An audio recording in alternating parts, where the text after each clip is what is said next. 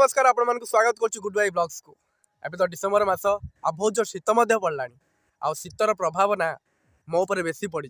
कहीं मोर देह खराब मत थंडा जोर मो कथबार्ता भी करें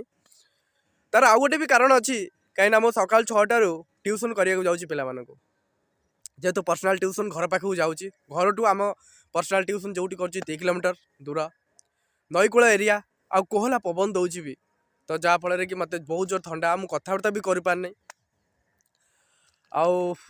सब बड़े आसिकी मुझे जगार ही वीडियो बनाए सब मोर सका 9टार ट्यूशन शेष हुए आई जगार आसिक वीडियो बनाए देखी पारे बहुत भल जगह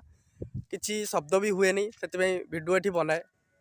आ देख पारे कस्ट्यूम सब पिंधे कहीं सका 9टार छुट्टी कर ट्यूशन तो